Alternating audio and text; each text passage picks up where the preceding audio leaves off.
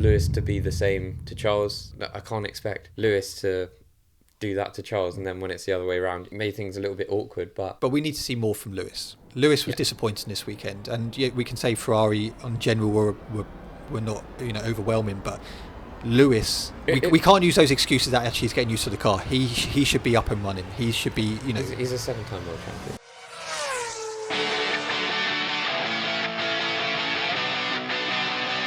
Welcome back, everyone. That is it. First race of the season. It's currently, I haven't got a watch on, but I'm going to pretend like I do. It's about 6:45 in the morning. We have just come off the back of the Australian Grand Prix. We are Box. Welcome along in collaboration with Box Club, of course. So if you're new here, make sure you do click subscribe. You can watch the video, then decide if you want to like it. But yeah, if you're listening to us, do give us a 5-star rating wherever you are listening to us, because it does make a big difference. And if you want to get involved with Box Club, make sure you click the link in the description. There is an exclusive 30% off discount for you. Yeah, basically turn your phone into a beautiful little F1 hub, or your Apple Watch if you have one. Find out more in the description down below. But we have a lot to dive into. I think the race was an interesting one. I'm not going to say it was necessarily the most exciting race ever, but there was a lot that went on for us to talk about. Obviously, it was like rookie dominoes, and we will talk all about that. Max Verstappen, very impressive. Obviously, the McLarens look quality, and we do have to look ahead to China pretty much instantly, because that is going to be coming up later this week. So I believe this is the part of the show where you're going to tell us what's coming up. You've literally just done it. You basically said what we're going to be talking about. Okay, were you writing notes while we were... I took some notes, I always do. Before we get started, there's something triggering me, all right? You've got a Ferrari top. Yeah, I'm a Red Bullari fan. And a Red Bull hat. Yeah. I mean... By the way, this top is quality. Overpriced.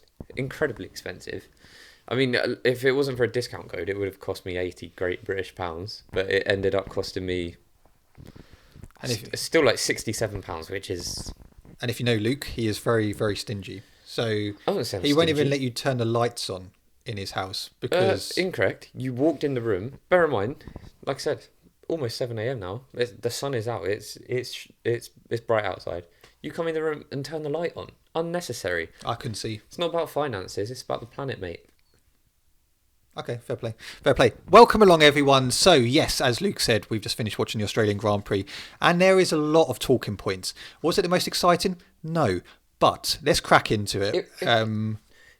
It was entertaining, not exciting. I don't know if that makes sense. I think... It wasn't a particularly thrilling race in terms of, wow, look at the racing, but it was entertaining because it was like, oh my God, another one's gone. I think the thing for me, it was very much like... There's a lot of uncertainty and a lot of things like, oh, well, actually, this is going to happen. And a lot of things didn't really happen. Yeah. That makes sense. But let's get into it. Let's just quickly start off. We had obviously practice, but let's get into qualifying. Let's get straight into it. Into qualifying. Ollie Bearman this weekend. We'll talk about rookies.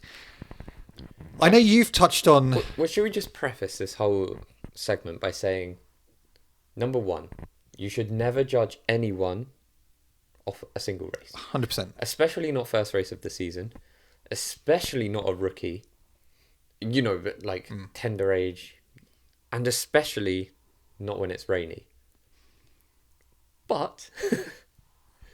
Okay, actually, Ollie Bearman went off in practice 1. He went off in practice 3. Yeah. His gearbox went. He couldn't even qualify. And that was obviously because of the crashing. And he ended up something like, at the end of the race, 40 seconds behind. Granted, he finished the race. So, fair play. At least he finished the race. That's good, compared to some of the other rookies. Sounds a bit patronising, doesn't it? That's not meant to be patronising. Well done, mate. Yeah, well done for finishing. So taking part that matters. It's going to be a big learning curve from this weekend. And, you have reservations about Ollie Bearman. I said initially, I said way back when he got announced, I'm not sold on him. No. And everyone came off the back of that Saudi that Saudi race when he came in and finished P7, was it? In the second fastest car. Now I know, again, circumstantially very difficult, being never driven an F1 car, got thrown into a race. Saudi Arabia, really quick, really tight. But like, yeah, for me it wasn't like, wow, that was a really impressive drive. It was just like, oh well, you know, he should be able to do all right. He is a professional race car driver. You know, racing in F2, it's not like they picked him up off the street and were like, you'll do, mate. Yeah. So yeah, and I think this weekend it didn't confirm my reservations, because like I said, I'm not going to judge any of these off this first weekend, but it did sort of reinforce them a little bit. And I think it could be a tricky season for Ollie Behrman. And I've sat here every time we've spoken about him and said, I hope it's not true. Yeah. Like, I hope he proves me wrong. I'd really much rather him just do really well. But yeah, you know, he almost ruined Max Verstappen's race. He did. Yeah. It just, yeah, I don't know. He just isn't it for me. But I really hope he proves me wrong. Yeah. But looking at qualifying, there's some standout, you know, McLaren 1-2, Lando, Oscar, solid pretty much all weekend. I mean, I know Oscar, we'll talk about the race in a bit, but generally that McLaren looks on a different level. The car is mental. And I know we will touch on the race, but can I just say, if Max Verstappen was behind the wheel of that car, I predict a 2023 repeat. Oh, 100%. Yeah. That's not me trying to criticize any other driver. It's me praising Max, and obviously we'll touch on his performance today a bit later on. But the car looks dangerously quick. Can I just say, I actually, you know, that in qualifying, what was they were hitting the 115s, were they not? Yeah. It was 8/10 quicker this year than it was in 2024. Yeah, and I think it was 2019 Lewis's pole lap. Yeah. It was a 122. Mental, isn't it? That's like 7 seconds quicker. Yeah.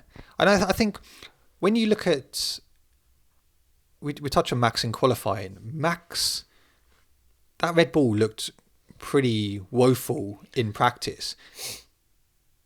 But for some reason, you know, you look at Lawson, okay, he went out in Q1. Max Verstappen... You can kill the man, but not the idea. Welcome back, Checo. But that Red Bull is only... No other driver would be able to put that car what Max Verstappen does. So here's my question to you, right? Did Max outperform the car, or did Liam underperform in the car? Max outperformed that car. You think where Liam... Okay, I know he didn't finish the race. Liam underperformed massively all weekend. But for Max Verstappen to put that car on P3... Where do you think realistically that car should have been? P5, P6? Okay. I don't think, you know... We as I said, with the race, Max Verstappen shouldn't have put that on in P2 in a race. Do you know what I mean? I think when you look at that car, there's a lot of reservations, but for some reason, Max being in it makes a difference. Yeah, I mean, Max is the difference, and yeah, we'll touch on Max more when we talk about the race. But quali was interesting. Lawson, Antonelli out in Q1. Yeah, Antonelli was a big surprise. I think Lawson still was a surprise for me. I think Lawson was a surprise, and can we please get away from calling Liam Lawson a rookie? Liam Lawson is not a rookie. He's not a rookie. You see on TV, you know, he's a rookie. He is not a rookie. No. He's had 2 stints now in RB, AlphaTauri, whatever. He is not a rookie. Yeah. He's driven pretty much half seasons for each of them, and he is not a rookie. No, he's absolutely not a rookie. And for me... But, may I just say, this weekend, he drove like a rookie. Yeah. Yeah, I think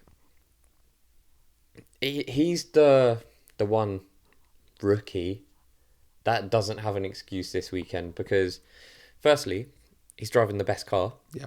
As in, out of all the rookies, other than maybe Antonelli.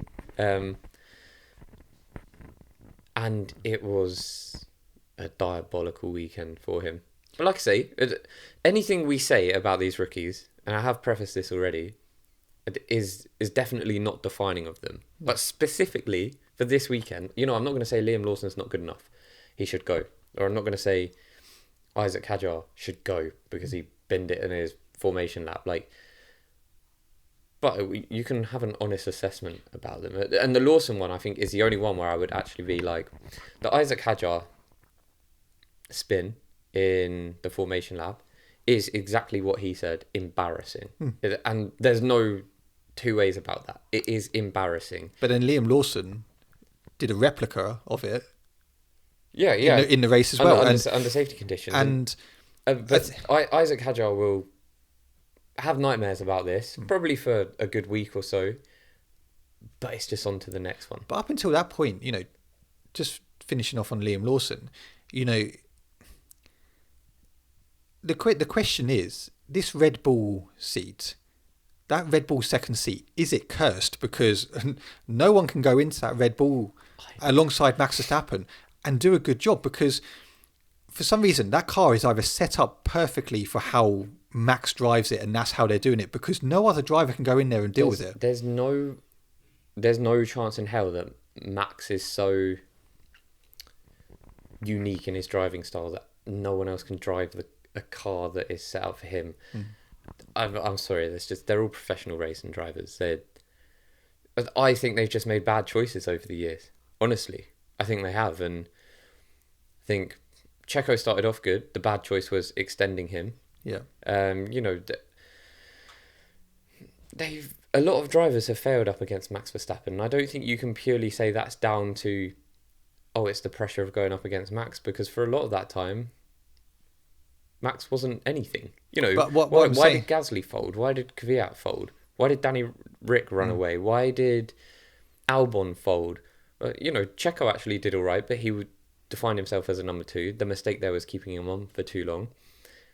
And then you look at them putting Liam Lawson in the seat, which at the time we all said Tsunoda should be getting that. And then you look at Tsunoda's performance this weekend and you go, yeah, he probably should have got that.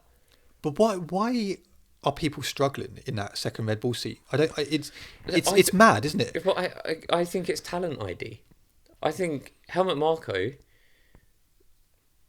is maybe not as... he's always the first person to come out and talk shit about other drivers. And, he was throwing shade at the rookies this week. He called Bortoletto a B-grade driver, and he called Jack Doohan a C-grade driver. Well, I'm sorry, if we're to go off this weekend, what does that make Liam Lawson? Because that was a horrendous performance. And I just think... Look, it's way too early to judge. Liam Lawson could end up having a great season. And today, in my opinion, is not reflective of... Or this weekend is not reflective of how good or bad he is. But the thing is, with Liam Lawson, we've seen him have really strong races when he was in the RB or AlphaTauri. But did we ever see him have a race that made him look substantially better than Yuki Tsunoda? No, not necessarily. I don't think we ever did. But you look back at Singapore, 2023, came in, picked up points. He's had some very, very strong races, and he's picked up points. But for some reason, I don't know if it's just literally how this Red Bull is set up, that some drivers just cannot deal with it, except Max Verstappen. Yeah, I think it's an interesting one, because I just think that's a bit of an easy excuse. Yeah, well, no, but I'm not being funny. What you've put, Gasly is a good driver. He's shown that in Alpine. Alex Albon is a good driver. He's struggled. He's done well since he's gone to Williams. Yeah, but do any of them have the mentality that you need to race for a top team?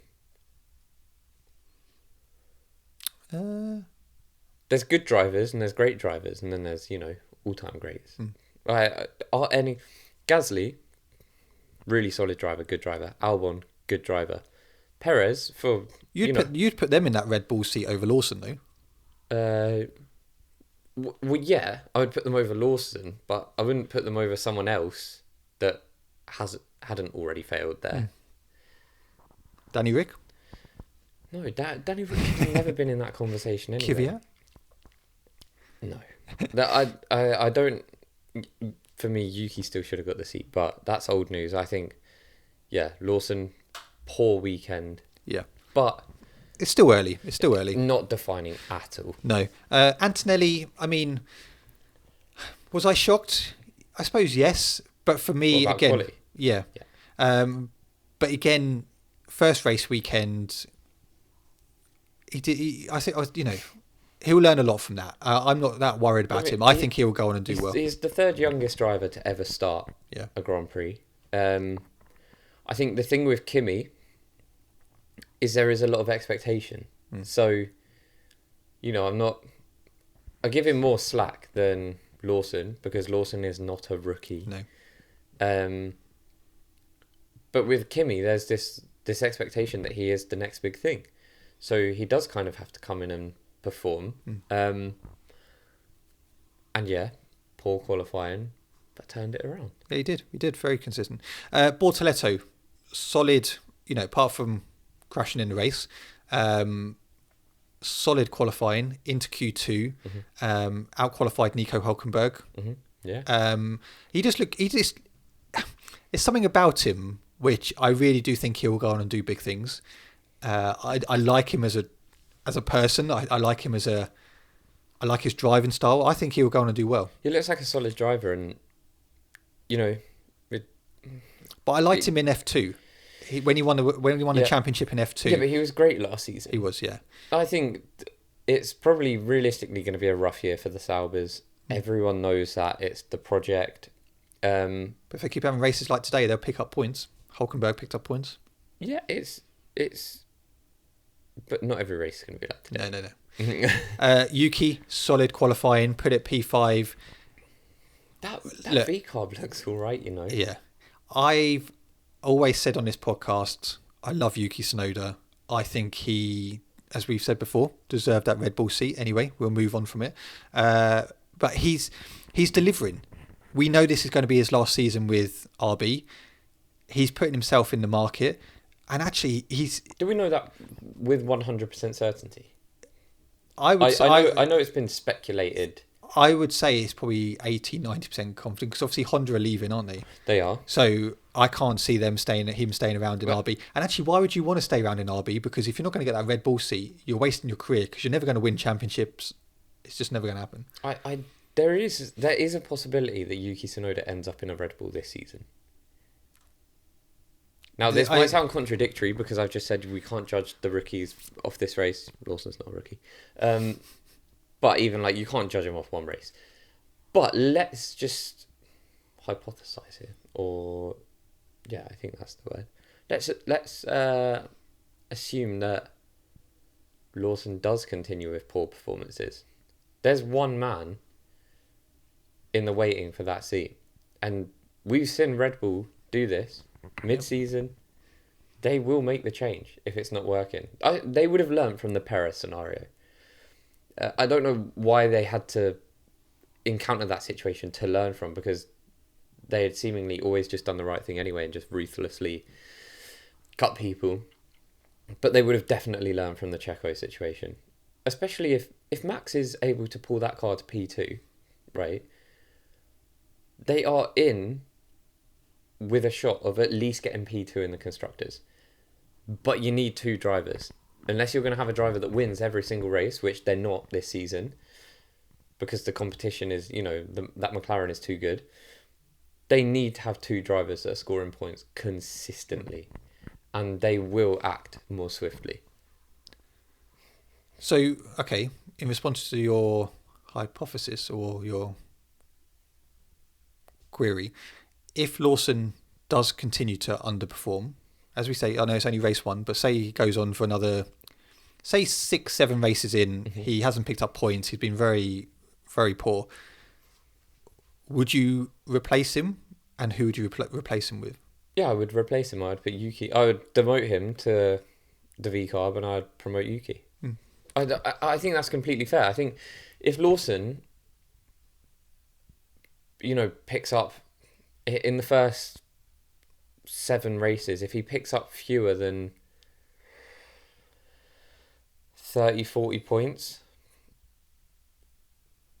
and Max is, I'd say if he picks up fewer than 30 points and Max is sort of pushing along nicely, they're gonna have to really think about what they're gonna do, because let's say Max is sitting P2, P3 in the championship and Lawson's P9, P8. It's gonna concern them. Yeah, it's obviously still a long way to go. And if but Yuki's still picking up points for RB, you're gonna think, Jesus, what could he be doing in a Red Bull? I mean, granted, Yuki didn't pick up points today, but he actually had a very solid race up until that. The race. Yeah, and it look, Kimi Antonelli ended up picking up points, and don't get me wrong, he had a great race, but it was circumstantial that he ended up picking up points. The same way in which Albon ended up P4. It was circumstantial, and that doesn't take anything away from their drive. But what I mean to say is, Yuki Tsunoda not getting points today is not reflective of his drive. 100%. Williams, for the first time in 20 years, they had both Williams in the top 10 in qualifying in Australia. The first time in how long? Said 20 years. It can't be right. That can't be right. That can't be right. Massa and Bottas must have been in there. In Australia. Oh, got you. Yeah. I mean, that could be very right then. Williams, solid qualifying. Weird, because I was expecting Carlos Sainz to out-qualify Albon, but Albon this weekend, and I don't know if it's a fact for Alex Albon, because we've always said, haven't we, once he has a competitive teammate, what will he do? Yeah, there's a chance he could be exposed. Yeah, and I know it's race 1, but actually, from what we've seen this weekend, Alex Albon is thriving on this, and whether that's because he's matured a lot from his Red Bull experience and being the leader in that Williams team for the last couple of years, he seems to be thriving on the pressure, having someone alongside him who's pushing him to get the most out of that car. And this weekend, out-qualified Carlos Sainz. Obviously, we know Carlos Sainz went out in the race, but picking up a P4 as well in the race, solid weekend for Alex Albon. So here's my theory about Williams, right? Because I think you're right. It goes one of two ways when you have a competitive teammate. You either thrive off the pressure and also the excitement about the team pushing forward. And that's what I think is happening here. Or you crumble. Yeah. And you get exposed. And then it all falls apart. I actually think the reason Sainz and Albon will do really well this year is because they're bought into the team project. Yeah. And I think you see that at Williams, where Albon and Sainz, to be honest, have never struck me as egotistical drivers. No. And that's also not a bad thing. But let's say your Charleses, your Lewises, your Maxes, your Landos, they're egotistical drivers, and that's absolutely fine, because ultimately, I know it's considered a team sport. Realistically, it is an individual sport. But I think in the case of Sainz and Albon, they're not those type of drivers. Doesn't mean they're not winners, by the way. But they're really bought into the Williams project. And I think that's why we'll see them do really well. Yeah, no, I'm excited. And we've obviously praised Williams a lot. I have a lot of time for James Vowles. I think he's building a really strong team there, and I'm really excited to see what they can do. But it's actually just generally nice to see Williams back up there. And we've said on the podcast before, with all their history, to actually see them competing again is brilliant, because I like what James Vowles is doing. I think they've got a great driver pairing, and clearly whatever they're doing with the car is working. Yeah, because it looks quick. Yeah, they're I genuinely think they'll be consistently picking up points this season, and it was unfortunate for Sainz today. I mean, yeah, it looked a bit strange, his crash. Yeah. Again, it's not definitive. Sainz has proven that he's not going to struggle this season. No. That is just, it was weird conditions, and a lot of the rookies struggled. Fernando Alonso, that I don't know what the word for opposite of a rookie is, but it's attached to him. And, he crashed, and yeah, I think it could be a big season for Williams. No, I agree. Before we get on talking about the race, just so you know, we do have an F1 fantasy. So if you'd like to join, the link will be down in the description. Come and get involved. I think I'll probably end up having a bit of a shocker. I think this weekend's probably been poor for me. We will touch on it at the end of the episode. We'll go through everything. But yeah, even if you haven't created a team, you can still create a team now. Create now, yeah. But if you have created a team, you can still just join the league and you keep all your points. So make sure you do it. Links in the description. So, shall we talk about the race? Well, should we go through just every team as we're going? Yeah, Johnny. Because we didn't talk about Ferrari's quali. Yeah, we'll try and skip over that. It was the Ferrari was disappointing all weekend. Really, I mean, it looked a bit more positive. It didn't even really in free practice, but quali came. It was poor. Well, free practice. Leclerc was fastest. Yeah, Leclerc had some decent runs. That's why I can't get excited about practice, because it gives me false hope. Especially first practice of the season. I think we'll generally see a little bit more now.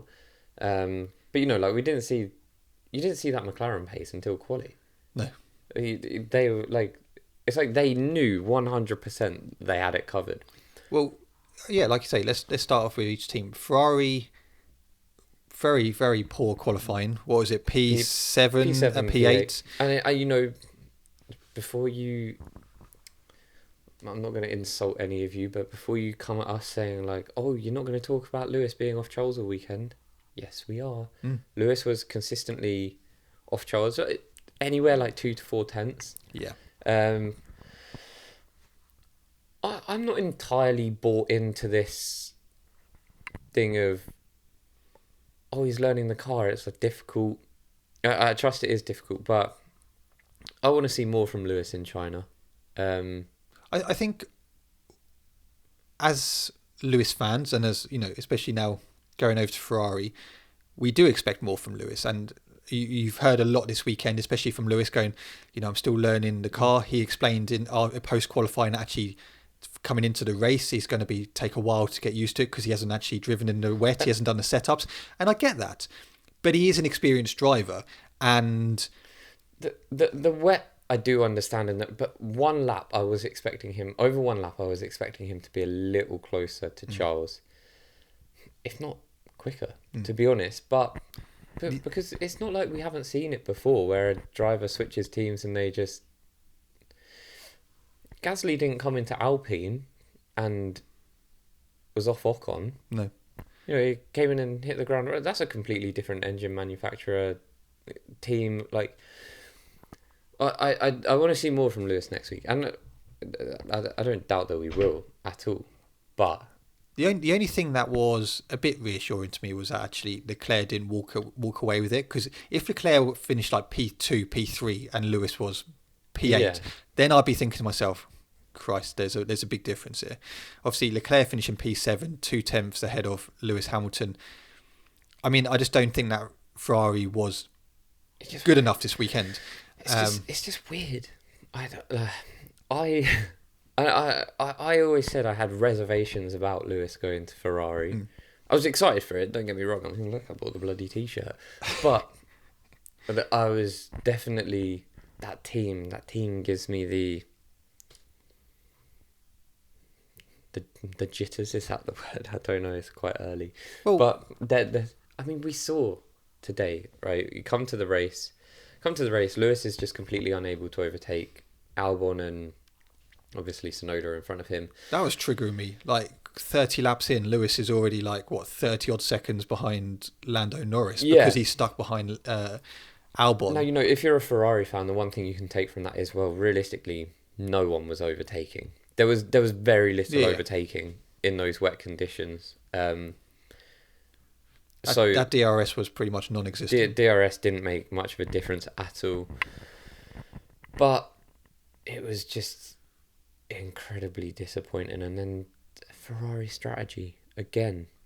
Let's touch on that then. So every time teams pitted, came in for hards. Alonso then crashed.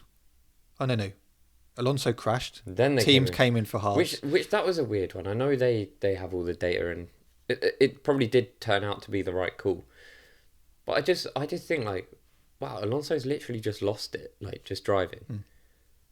The slicks was a brave decision, but then you did see it clearing up quite a lot. It was clearing, but obviously we knew rain was coming. They said in 6-7 laps rain will be coming or whatever, and they said it's going to be category 3, which is quite heavy rain. We then saw the McLarens go off, and we're thinking, okay, what do you do here? Because you either go on to get Lewis in and Charles, get them on inters, get them out, then they'll be in a relatively good position. McLaren's pitted, Max stayed out, Lewis was P2, Max then came in, pitted for inters. And that was the thing. That's what I said when we were watching it. Just copy Red Bull's homework. Don't try and outsmart them. They normally hit the nail on the head. Yeah. When they brought Max in, that's when Ferrari should have brought Lewis and Charles in. Yeah.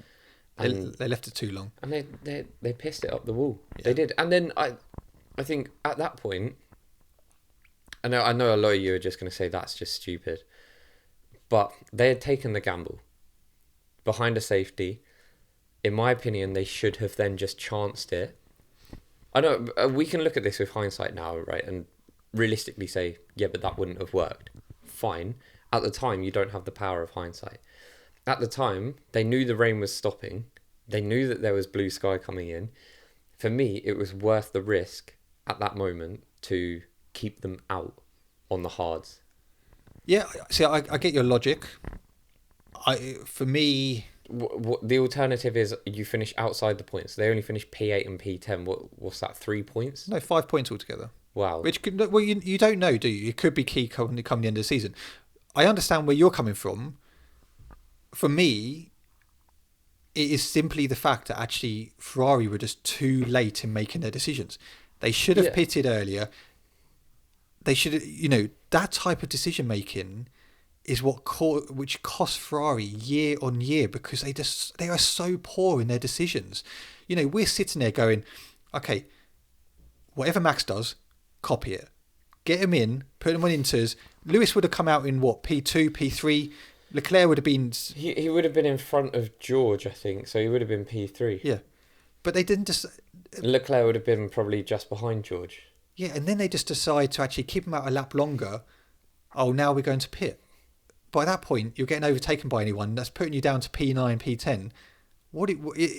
It's ridiculous. It was a disappointing weekend for Ferrari. And they need to turn it around for next week. This is the issue. This is what is always going to cost Ferrari, is their decision making. But also the car was not quick enough this weekend. No. So they should be concerned about that as well. But then my response to that was actually, you take your chances where you can. And they could have capitalised. They should have capitalised. Antonelli did. There's Hülkenberg did. Stroll did. I would argue that the Mercedes looked better. No, okay. But I know they took their opportunities. Kimi Antonelli obviously finished fourth, but got demoted to P5. Stroll and Hülkenberg finished ahead of those Ferraris. Yeah, no, that should not happen. It's bad, but it's signature Ferrari, and this is exactly why I said it's a risk going to Ferrari, because they're not the team that we believe them to be.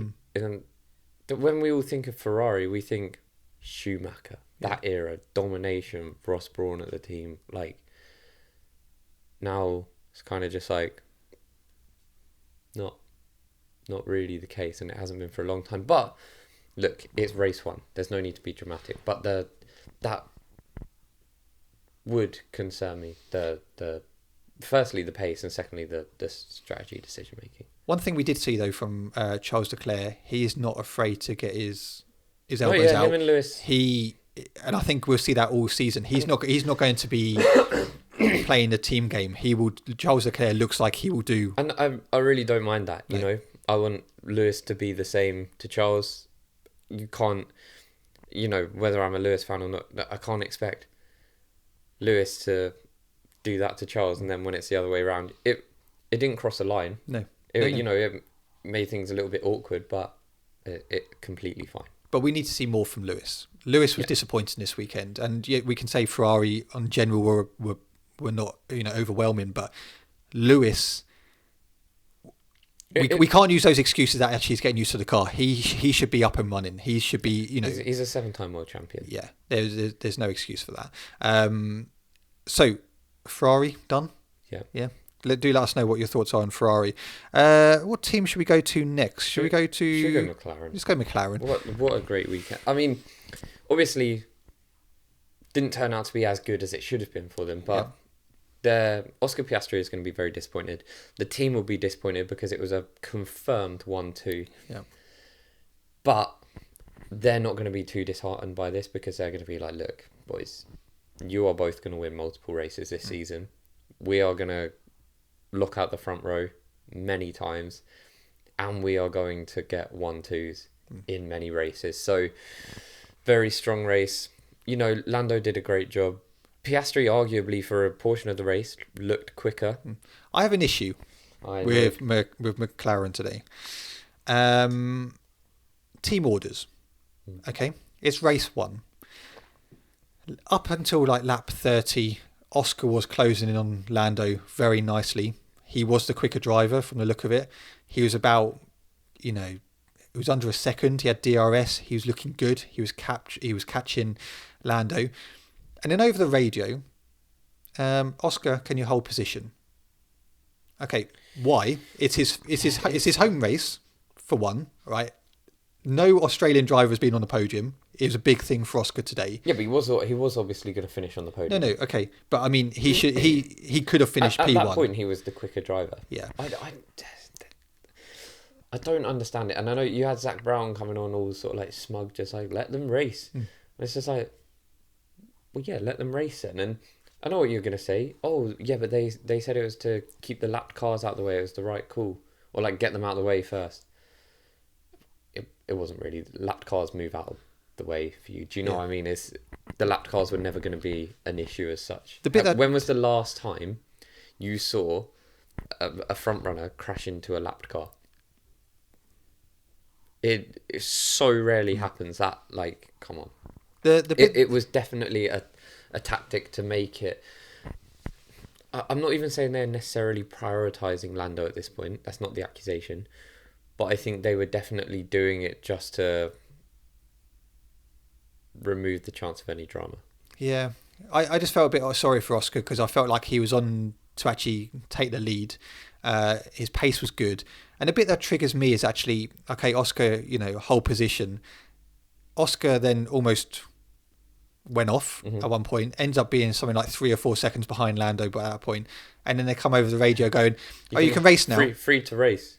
What, after you've actually... Yeah, great, now I'm 3 seconds back. After, and you could argue the case that actually Oscar may have been annoyed at that point, trying to push or trying to, those type of things when you're a team... When you've got a driver who's such in the zone... That would piss you off. I mean, you'd be driving around, you'd be like... Yeah. What do you mean don't hold position for now? What? But, look, disappointing for Piastri. He did end up taking Lewis Hamilton on the last lap, which got him P9. It's not the haul of points that he should have got, which would have been, 18 points. If not 25. But McLaren are not going to be really too disappointed about losing that. I was gutted for Oscar. I thought he drove a brilliant race and, his pace was good.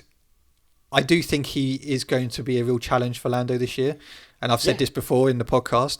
No, I think after seeing that race, I actually agree with you. Lando didn't walk away with it. I mean, Lando had Max to worry about, and we'll come on to Red Bull, I guess, now. Because, obviously, look, McLaren won the race. The car looks incredible. Things can change. Look at where McLaren were even at the start of last season. But things can change very quickly. But I think what McLaren did well today is apart from that whole team order crap, their strategy was good. Their calls were good. I mean, I still say that coming into the pit to put those inters on was a bit of a panic call. I think it turned out to be the right call. But if Max had come in a lap earlier, they actually would have lost position. Yeah, so fair point. it worked out in the end. I still think that was a panic call. But Red Bull. But communication seemed better with McLaren today over the radios than it has done for a while. Okay, do let us know about McLaren. Red Bull. Lawson, we've touched on.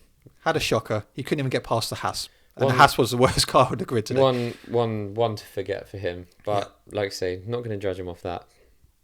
We'll look ahead to next week. Max Verstappen. Phenomenal race. What? I mean, I think... I know Lando won the race, but that... Like I said, the pace difference in the cars is unbelievable. Yeah. And Max genuinely could have won that race. Yeah. So... Nice start. Took Oscar on the first lap. Max is just... He's so good, isn't he? In these conditions, he Yeah, takes but it to a whole new level. Yeah, he's good. And He's in good any anyway. condition, he is just... He's... And, you know, I think it's... I definitely didn't write Max off at all. But, like, I think actually he's a serious competitor for the championship again. Because he will be there. And there will be races where he is just quicker because he's quick. Yeah. And, you know, Lando is obviously going to be a strong favourite. Piastri is going to be a strong second favourite. I would not discount Max. No, 100%. No, completely agree. Red Bull is promising because there was a lot of talk over the winter break that actually Red Bull potentially could be the third or fourth quickest car. Again, it is and it isn't, because is Max just outperforming the car? And it's only going to be promising if they've got two drivers there or thereabouts. Yeah. No, I agree. But it is promising for Max's title hopes. Yeah. Right. Mercedes. Solid weekend.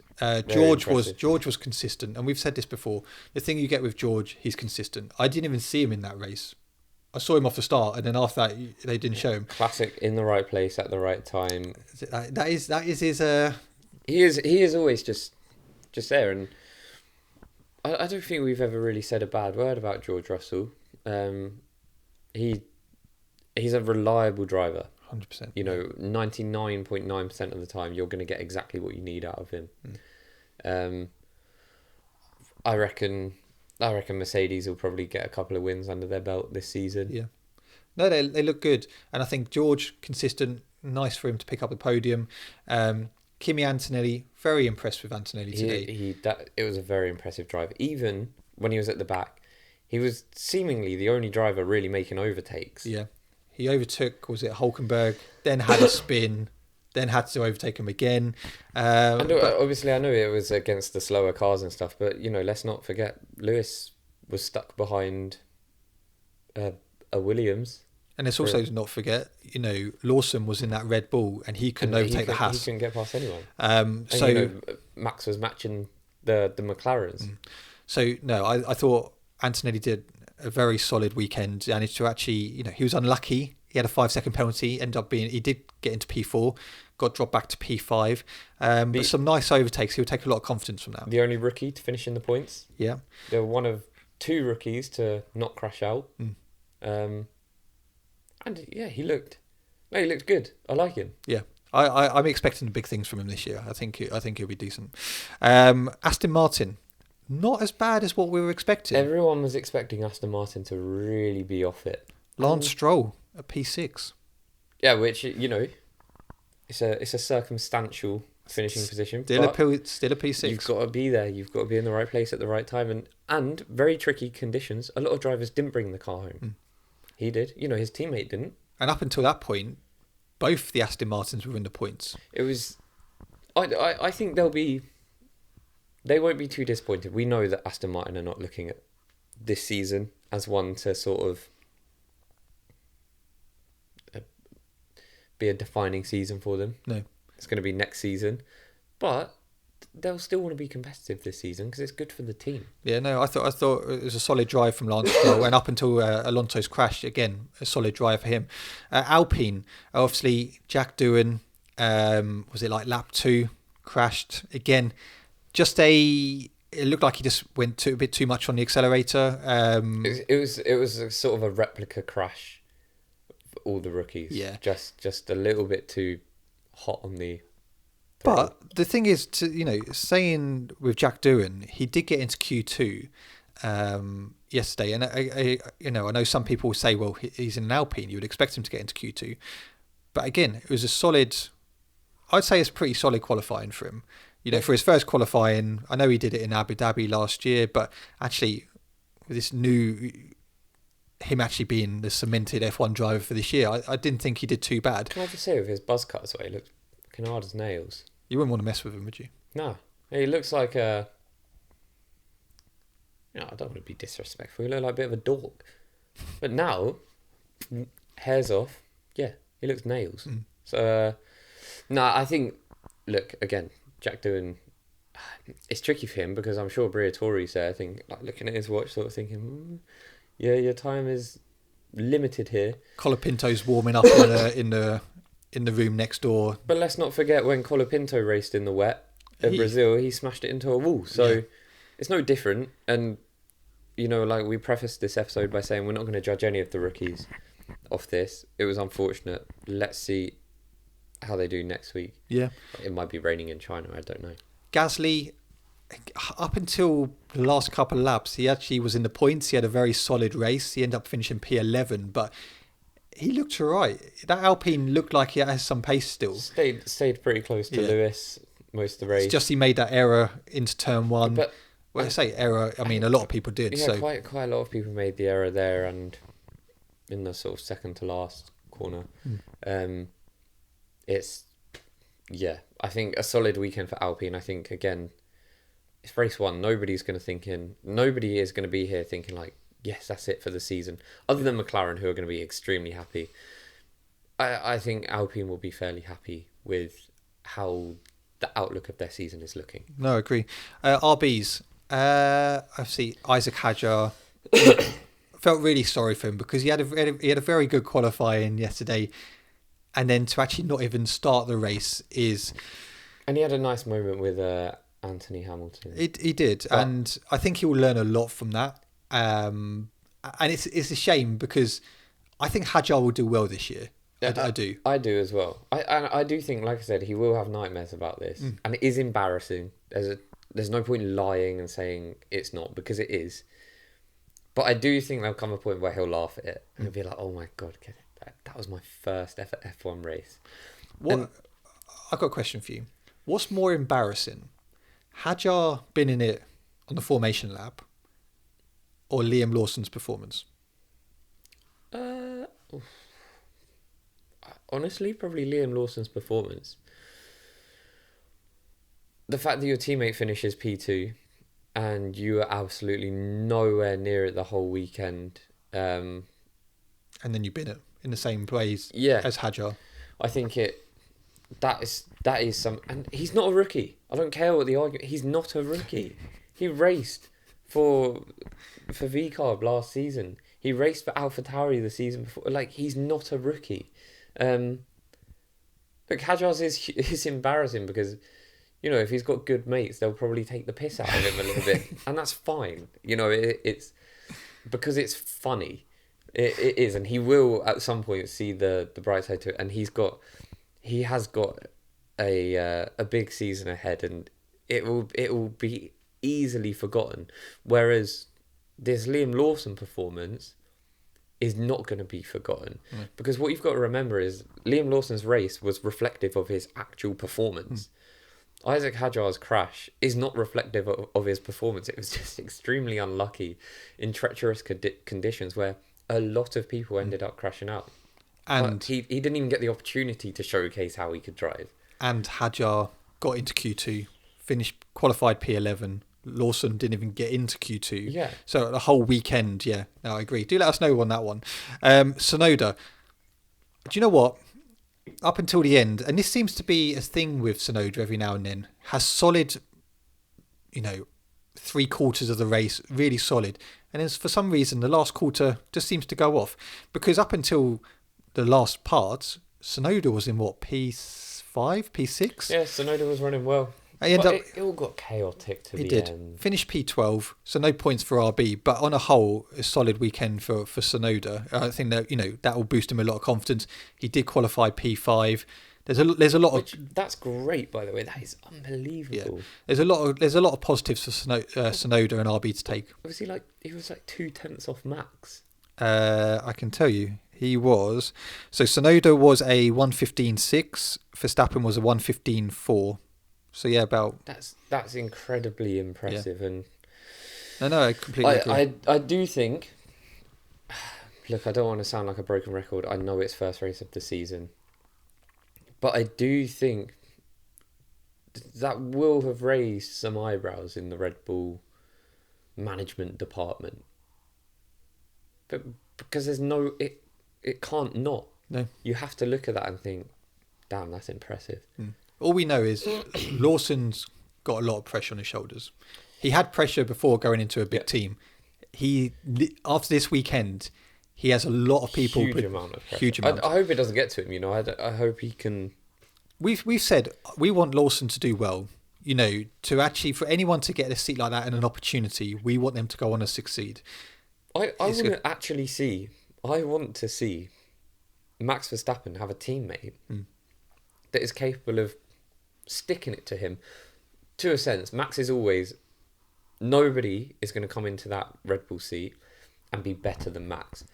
But you should have a driver that is sometimes able to outperform it. It's happened to everyone. Even Checo beat Max a couple of times. Bottas beat Lewis. On the occasion, Barrichello used to beat Michael Schumacher. Webber occasionally beat Sebastian Vettel. But, a lot of Max's teammates have been well off him. Like, way off him. That aura you must have, or that, confidence. Can you imagine being Max Verstappen going, Max, you got a new teammate. Are you worried you might have some competition? No. I mean, here's the thing, because I saw the Drive to Survive episode that you're on about, where Max is doing the laps around Silverstone. He came and just did 3, and Liam was like 0.2 off. Max Verstappen doing a couple of laps around Silverstone versus Max Verstappen in a race weekend. I don't think it was representative, Yeah, and now. Maybe we're seeing that. Could I have been 0.2 off Max Verstappen? No. It's a joke. You can't drive. I can. Well, you have a driving licence, but... That's all that matters. Yeah, exactly. Right. Haas. A weekend to forget. Actually, no, do you know what? Both cars finished. So, fair play. But they looked poor. They looked very... very poor. And all I will say is Ocon was pretty consistent. Nice little P13. Just if you've got a bad car, you've got a bad car. He did what he could with what he had. He just drove. Behrman, on the other hand, again, only race 1, but I know we say Behrman is a rookie, and granted, he is. He had 3 races in F1 last year. Saudi Arabia, Baku, Brazil. Okay? Mm-hmm. He's less of a rookie than some of the others. He is less of a rookie. But this weekend was a weekend to forget for him. He binned it in FP1. He then went off it. He beached it in FP3. He didn't get out of He didn't even get out for qualifying. He was 40 seconds behind come the end of the race. It could potentially be a very, very long season for Ollie Behrman. Or a very short season. Or a very short season. And I know it's only race 1. And I hope he turns it around, and I hope he goes on to do well, because we've said before, we like Ollie Behrman. We really want him to go on to succeed. But he's got a lot of pressure on his shoulders. Yeah. He does. And, he gets he's at Haas. He's not going to have the same pressure that Liam Lawson has or Kimi Antonelli has. But it was incredibly poor this weekend. And I hope he comes to China and he turns it around. But I don't want to sit here and berate him too much because he knows, or he will know that it's been a rough weekend, and ultimately next week he needs to keep it on track and he needs to be quicker. It's as simple as that. And I know he's only two rookies out of them all that finished a race. At least he finished. But when you're going that slow, I could probably finish. Yeah, it wasn't that would also be a concern. Sauber, Hulkenberg, P7, 6 points already on the board. Was that more points than what Sauber scored last year? Yeah, I think it is. So did they get 2 points last year? Was it maybe for Joel? Yeah. So fair play to to Hulkenberg. Again, we've said a lot. We like Hulkenberg. That's what you get from a driver like Hulkenberg, though. Consistency. He will be when the opportunity arises. They're not going to get many this season, right? I do think the Sauber looked better than they had probably anticipated this weekend. When you get an opportunity like that, drivers like Hulkenberg take them. Yeah. And that's exactly why they got him into the team. And up until Bortoletto's crash, he actually looked very good as well. Yeah. So that crash was weird. What the hell happened to his right rear? Just snapped. Obviously he was in the process of spinning, but it did just snap off. Yeah. I think there's big things to come for Bortoletto. I really do. Getting into Q2, out qualifying Hulkenberg in his first qualifying. I know you can't really read too much into that, but he looked part of an exciting project as well. Yeah. Audi next year, it's going to be cool. Yeah. No, so on a whole, Sauber, well done. Finally, Williams. Lovely weekend. Lovely weekend. Carlos Sainz, disappointing for him not to actually finish a race, but for Alex Albon to pick up a P4 is phenomenal. Yeah, and again, like I said, it's race week 1, so I think other than maybe Haas, who will genuinely probably be thinking, shit, we need to turn this around or it's going to be a long, long season. Williams are going to be looking at that thinking, okay, there's a missed opportunity, but we're good for the season. We are on the right path. So, yeah, I think they'll be looking forward to China. And I think, the rookies made those mistakes. Carlos Sainz made that mistake. Fernando Alonso hit a similar issue. And that's why we're not berating the rookies, because experienced drivers encountered the same issue today. Yeah. It was unfortunate, but I think the Williams looked strong all weekend. Yeah. When you compare to, even last season, look where they were at the start of last season. My God.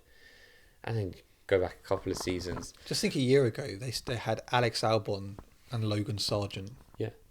And now they've got Alex Albon's just finished P4 in the first race of the season. Both cars got into Q3.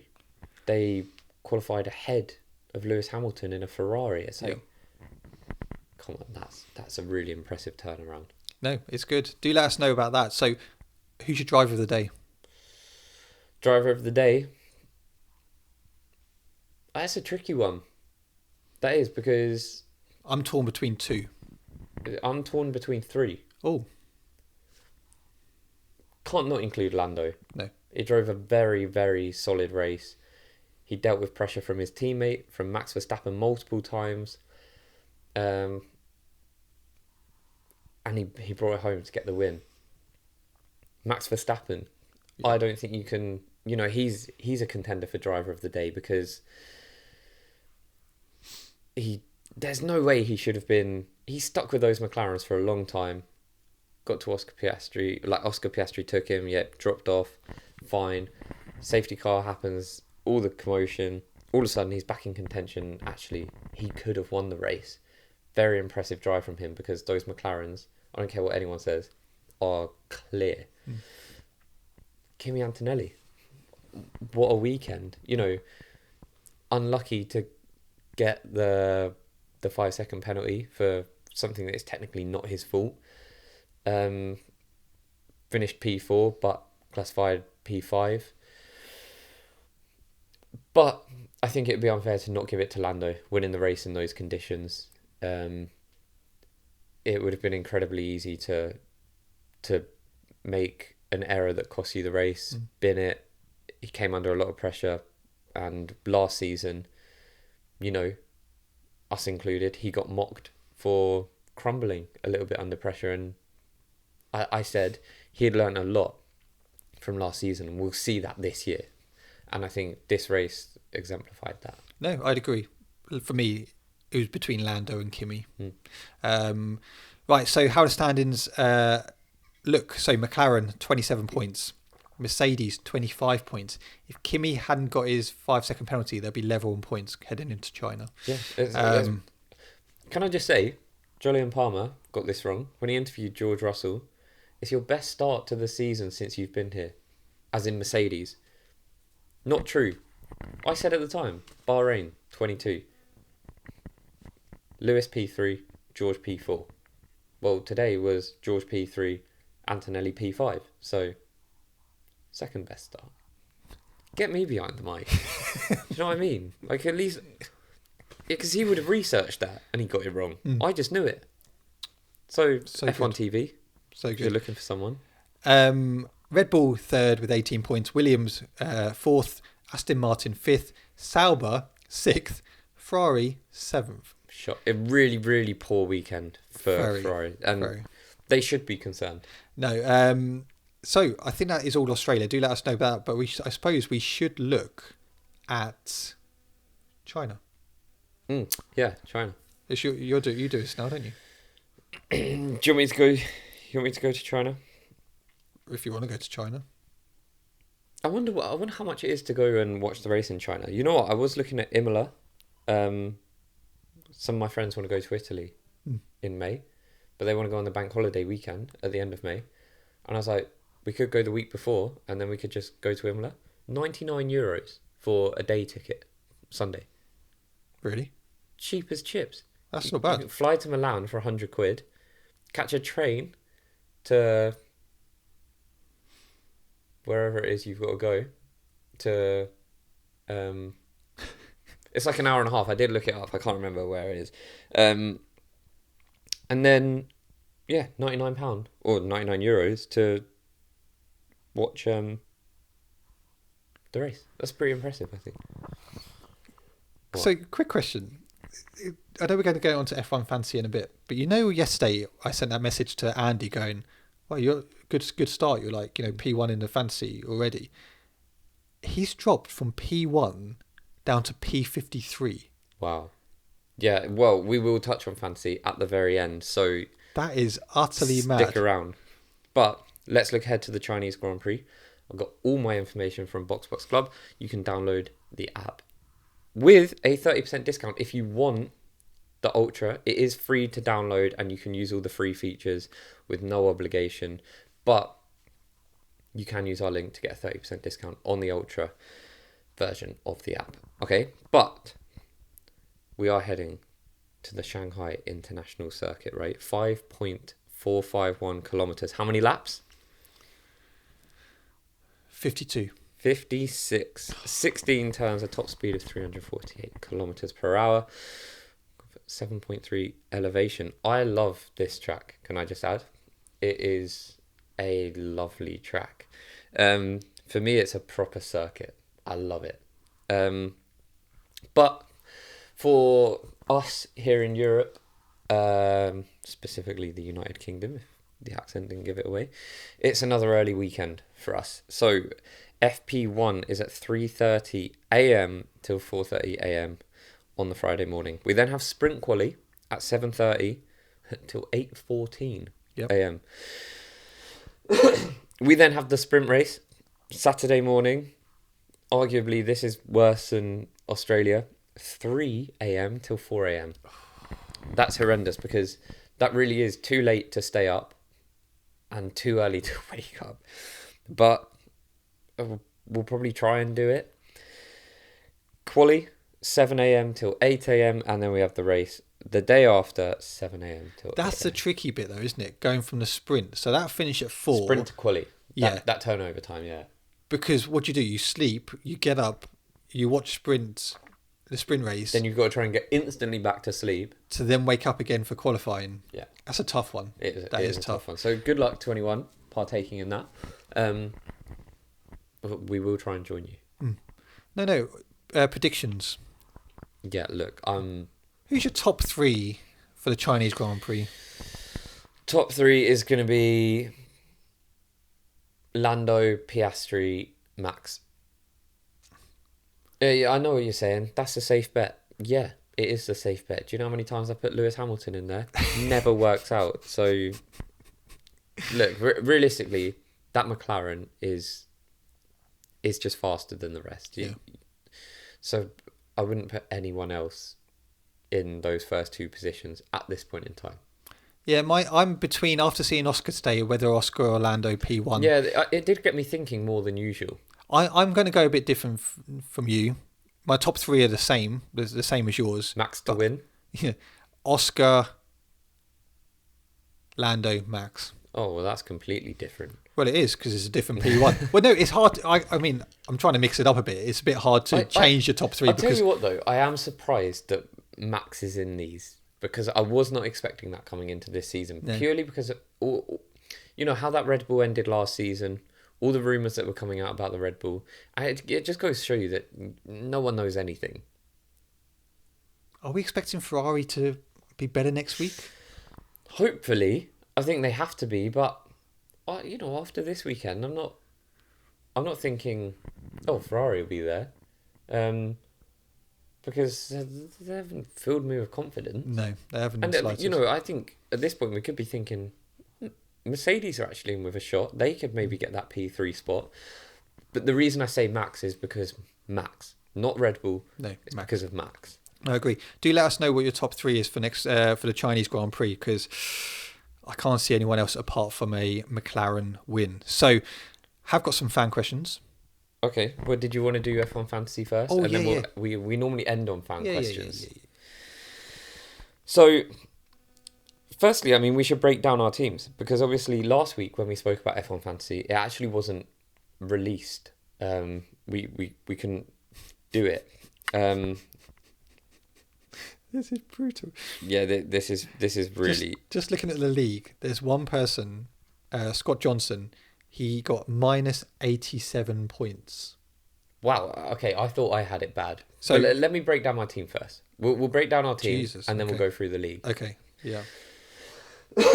I went for Sir Lewis Hamilton. Yep. Carlos Sainz. Yep. Pierre Gasly. Nico Hülkenberg. And Isaac Hadjar. My 2 teams are Ferrari and Alpine. So Okay. I'll tell you how many points I got in a second once you reveal your team. So my team... Also, team name, Andy Retti. See, mine's just MJack F1. Oh. Yeah. Because everyone, for some reason, people call me Andy. Yeah, I did see it. I liked it. It was quite funny. It was good name. Good name. I was very indecisive about my team. I sent you how many teams on Friday? Oh, I don't know. I didn't even look. You just kept popping. I thought, fucking hell, get a life, man. Just pick a team. So, I've got Lewis Hamilton, Carlos Sainz, Yuki Tsunoda. Just copied my team. No. Esteban Ocon, Hülkenberg. Copied. I've got McLaren. Yeah, that's where I made a mistake. And I've got Racing Bulls. I should have... I went for Ferrari. I think probably from a cost perspective, but I should have gone McLaren's. It doesn't... That 100 million when you're doing it doesn't get you far on here, does it? No, I mean, I've got 1.7 mil left over. Yeah, but what 1.4. I didn't realise is it's not real cash, so you can't withdraw it. So I might reinvest it into someone a little bit better. So you just thought you can get 1.4 million back? 1.7. 1.7. Points-wise, how many did you end up with? Not good. It's minus 15 for me this week. Well, I'm plus 49. So I had quite a successful... Well, I had Sainz and Hadjar. Yeah. And obviously Alpine, who then didn't finish in the points and lost a driver. So Sainz got me minus 19. Hadjar got me minus 20. And then Alpine got me minus 15. So... Hülkenberg got me 16 points. Ferrari got 19 points somehow. Gasly got none. And Lewis got 4. I don't know how did Gasly not get any points, but Ocon got 6. I think it's to do with positions you gain. Oh, I see. McLaren got me 59. Sainz, minus 19. Hülkenberg got me 16 points. Ocon got me 6. But when you're looking at the table now, so I'm someone on 189 points. 194. Yeah, that's what I meant. I don't know why I even said 189. Lando Norris, he put 3 triple on him or whatever, got him 165 points. 3 triple. I didn't even know you could do that. Triple points. No, I didn't know, to be fair. Yeah, I mean, but he had Sainz and Hadjar. He also had Sainz getting double points for him, so he doubled his negative. how has he got triple? What's this about? I think he's cheating. Because that makes no sense. So Adam Shard, 194 points, leading it. I'm down in P23. He's well clear. He What is. I just said. I'm in P23. When you're looking at Luke, he is all the way down in P56 with minus 15. But Scott Johnson, going back to you, minus 87 points. Right, listen to this. Oscar Piastri minus 10, Sainz minus 20, Tsunoda minus 7, Hadjar minus 20, Williams minus 6, Racing Bulls minus 27. The only points he got was Leclerc with 3 points. He probably couldn't have picked a worse team. He had an absolute mare. And I think, actually, though, when you're looking at mine, I'm a bit disappointed because obviously Yuki Tsunoda, if he'd finished in the points where he was, he would have picked up points. And actually, the RBs would have then done better as well. But hey, do let us know. Do get involved as well. And the link is in the description, so do follow us. Follow us. Do just join the league. That's what I meant. It's early. It's only. How's it 10 to 8? Yeah, I've got to go back to bed. Yeah. I'm going out for lunch at midday. Are you? Yeah, I need a nap. Bless. Right, should we finish on fan questions? Every week we end the show on fan questions. How you submit these is you can either email us. We have a box email. What is it? Why did you ask me questions when I need to go back? Well, it's podcast@boxbox.club. There you go. So you can send in your emails there if you would like. If you're a brand and you want to work with us, you can also do the same. But the best way to do it is to follow us on Instagram at boxboxpod. I'm still getting used to the adjustment. And we post a story basically before we film, and you can just put your comments, or you can DM us whenever you like. Right. Ready? Yeah. This is from Front Row Entry. Why Ferrari don't use their money to hire strategists like Hannah from RB, with some emojis.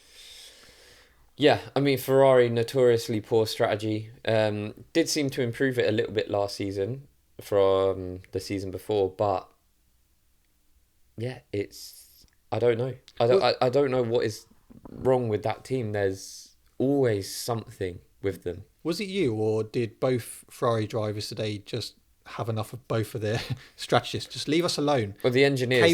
K1. Yeah, they were both sort of like to their engineers, you leave me alone, please. Yeah. And yeah, the strategy just off it. I don't know. They must know it's an issue. But let's see. It's race one. There's no need to be that dramatic. No. Ryan Kendall. Who impressed you guys the most? Antonelli, to be honest.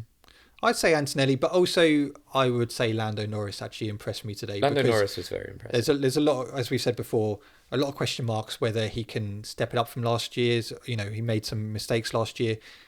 That was actually a very, apart from going off track at one point, a lot of cars did, but that was a very professional drive today.